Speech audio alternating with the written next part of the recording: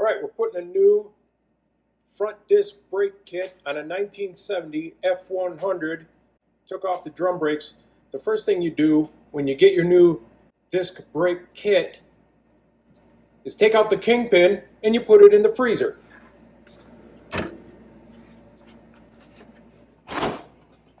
Next thing you do is you go down to your local AutoZone and you get one of these. Mateo, what the heck is that?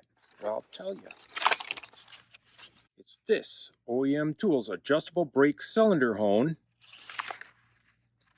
made in the USA, of course. And you go down into there where your Kingpin goes,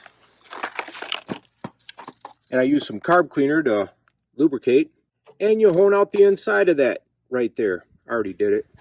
You're just cleaning it out. You're not making it bigger. Just a light go through to get the corrosion and the old crusty grease out of there. That's going to help you a lot in a minute. Now, to make this a little easier on you, you want to have this all set up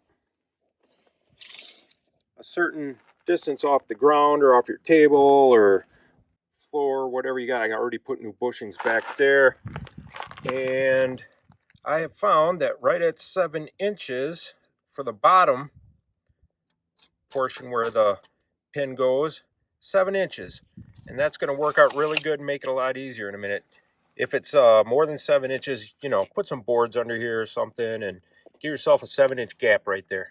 Put a real thin coat of grease on all your contact surfaces. Here's your spacers, bearing, top and bottom on there.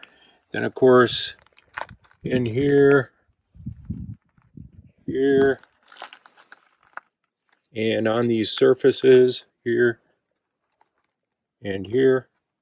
All the contact surfaces, light coat of grease. Also, lay out your parts you're going to need once you start putting that Kingpin in.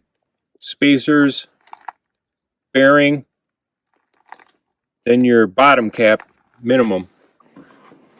Get your Kingpin out of the freezer. Kingpin. Slots.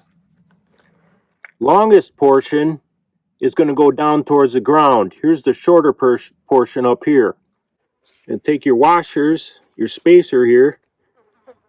That takes up the wear from old parts in here. I've already micrometered everything, so I know exactly what I need in there. So I have the Kingpin in. I have these spacers underneath. I'm going to turn these notches so they're facing in towards where the engine would be, where that hole is, where we're going to put the Kingpin lock in.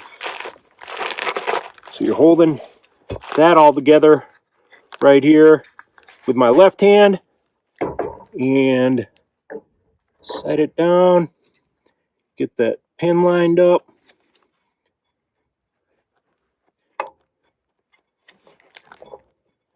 And there it goes in. Double check the notches. Get those lined up. Here we go. And in goes the Kingpin. Then grab your bearing. This side up where the lettering is, the smooth side. You put that in before the Kingpin goes all the way down. You stick that underneath. Get it lined up. Kingpin goes in the rest of the way.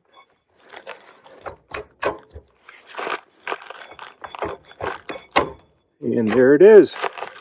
Then just go down until the notches line up inside the hole where you put that pin that holds the Kingpin in. Then you're going to bust this out. It's tapered, and you'll see it has a notch right here. Well, when you look in there at the Kingpin, that notch is supposed to line up with the notch in here. and it's tapered and graduated, so that helps us get in a little better.